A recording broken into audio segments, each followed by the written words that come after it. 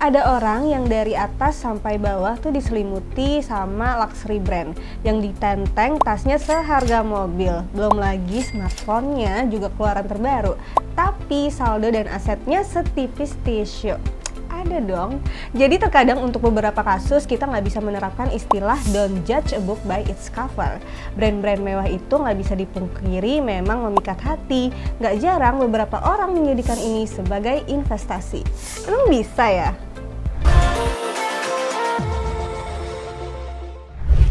Halo Zafres, saya Nabila. Buat yang baru mampir di Zafinance TV, salam kenal. Kami secara rutin share info, tips, dan seputar atur keuangan dan juga investasi.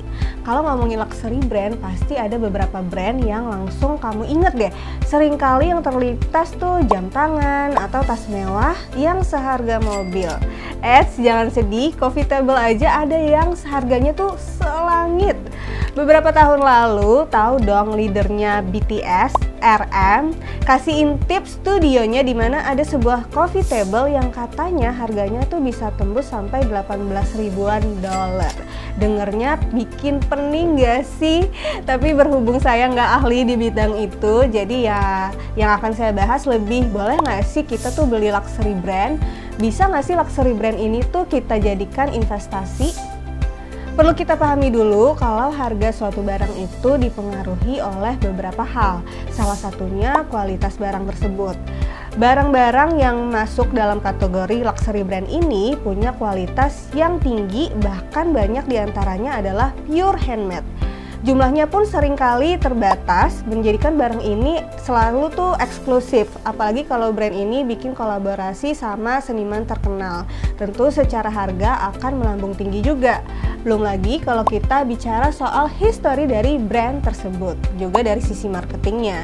Terus boleh nggak sih kita tuh beli luxury brand? Ya sebenarnya sih sah-sah aja, selagi kebutuhan finansial kita yang utama tuh sudah tercukupi. Pun belinya karena kebutuhan dan kesukaan pribadi, bukan karena ikut-ikutan atau buat flexing di sosial media semata. Dan pilih produk yang sesuai sama kemampuan kita saat ini. Yang gak kalah penting lagi, hindari ngutang demi beli barang-barang mewah. Ada kasus nih dimana buat kebutuhan primer aja tuh masih susah, rumah tinggal belum punya, lalu proteksi nggak ada, terus juga buat kebutuhan di masa depan pun belum dimulai, dana daruratnya juga masih nol, dana pendidikan apalagi yang lain-lainnya yang lebih penting aja tuh belum terpenuhi. Malah ngutang sana sini demi beli barang dari luxury brand itu. Kalau gitu ya namanya nyari penyakit sih, nyusahin diri sendiri. Setelah kebutuhan utama terpenuhi, tetap mau investasi di barang luxury brand, boleh aja. Tapi jangan salah pilih ya. Pertama, kita harus teliti dulu perkembangan annual growth dari brand tersebut. Lalu teliti lagi produk yang paling populer dan paling banyak diminati tuh yang mana dari brand itu. Kemudian pilih produk yang desainnya long lasting, gak habis kemakan zaman. Pilih juga warnanya yang netral, jangan lupa pastiin kalau produk yang dibeli mudah penyimpanan dan perawatannya. Dan ini yang jangan sampai kelewatan. Semakin terbatas suatu produk, tentu akan semakin menarik. Gak bisa dipungkiri beli barang mewah yang kita suka memberi kesenangan tersendiri kan. Apalagi kalau bisa dijadiin investasi buat masa depan dan bisa diwarisin ke anak cucu. Tapi jangan memaksakan diri ya, nanti yang ada malah gak ngasih ketenangan hidup.